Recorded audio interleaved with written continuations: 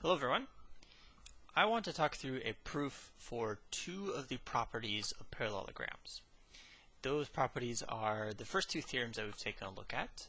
They are the parallelogram opposite sides theorem and the parallelogram opposite angles theorem. It is two separate theorems, but the proof for the most part is very similar up until the last couple steps. So we're going to just combine those together and do it as a single proof. Alright, so to start with, our given information is PQRS is a parallelogram. That's all we get to start with. But let's think about what we are trying to prove. So what we want to end up with. For the first theorem, the opposite sides theorem, we want to show that both pairs of opposite sides are congruent.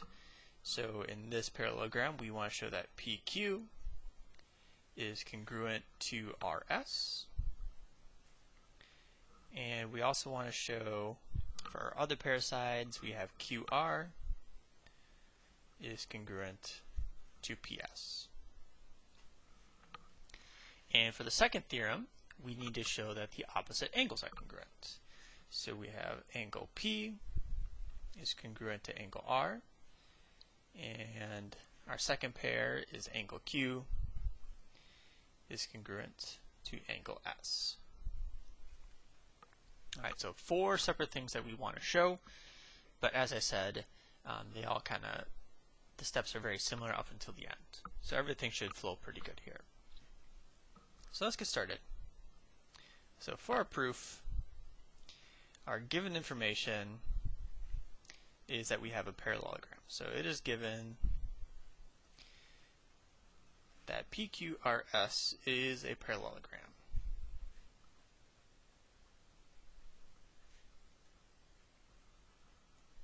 So not a whole lot to start with, but we do know the definition of a parallelogram.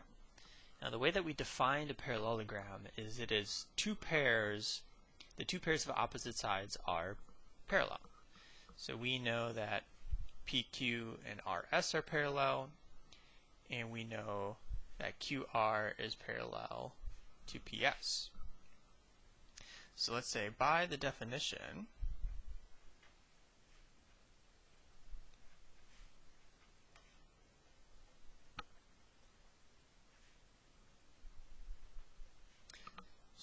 by the way that we defined a parallelogram, we get those two pairs of parallel sides. So we get PQ is parallel to RS, and we also get QR is parallel to PS. Okay, so that's a good starting point. When I'm given parallel lines, we know from before that that's going to give me some angle relationships that we can use. But before we can do that, I am going to need a little bit more to work with. So what I want to do here is I'm going to draw in one of the diagonals of this parallelogram. So let's just draw the diagonal from P to R.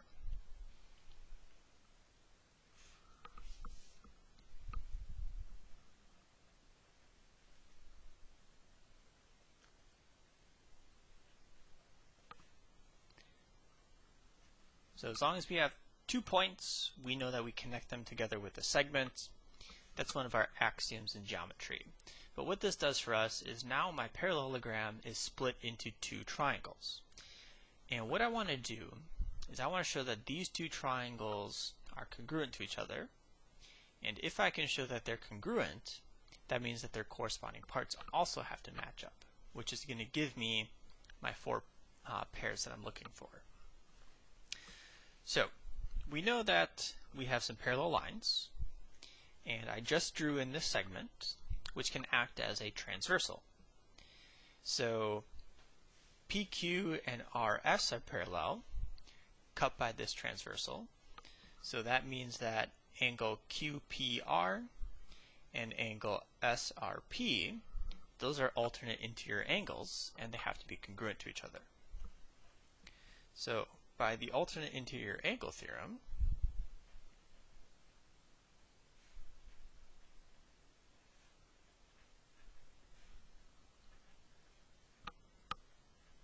we get a couple of things. So we get angle QPR is congruent to angle SRP. So that's following along the transversal this way.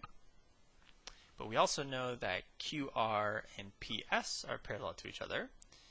And with using this as a transversal, we end up with angle QRP is congruent to angle SPR. So also, and angle QRP is congruent to angle SPR. So we used these two parallel sides to get one pair of congruent angles, and then we used these two parallel sides to get a second pair. Okay, to show these two triangles congruent, I do need one more piece of information, but we have a really easy one right in the middle. We have the shared side. So we also know that PR is congruent to itself through the reflexive property.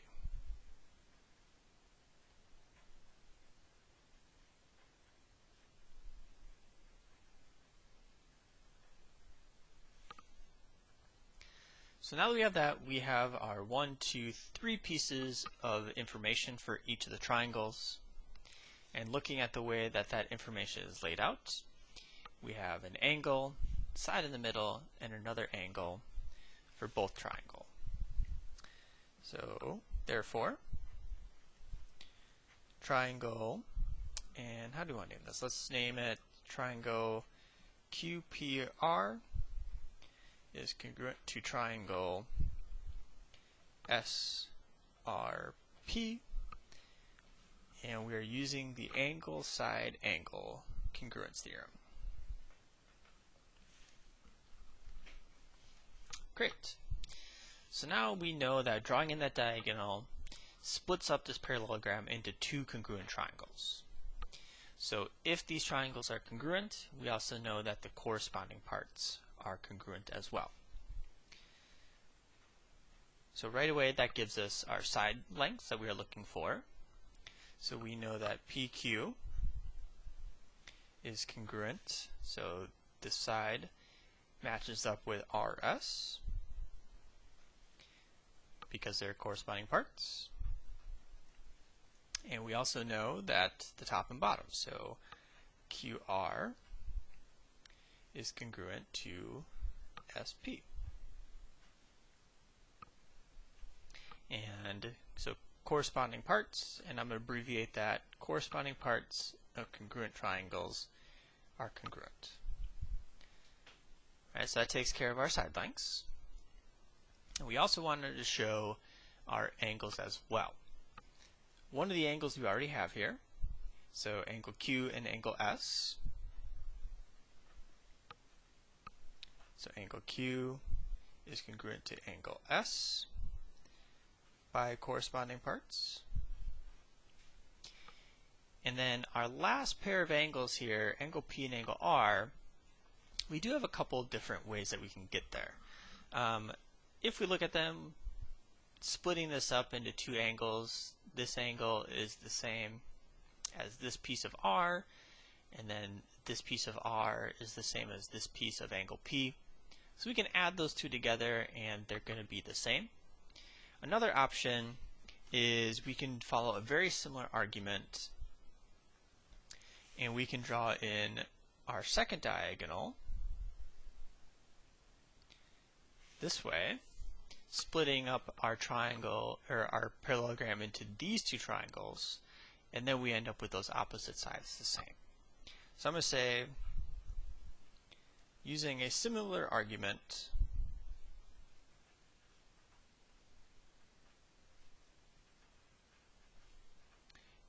and we are using a different diagonal this time, and using diagonal QS, we get angle P is congruent to angle R, and that's using corresponding parts again.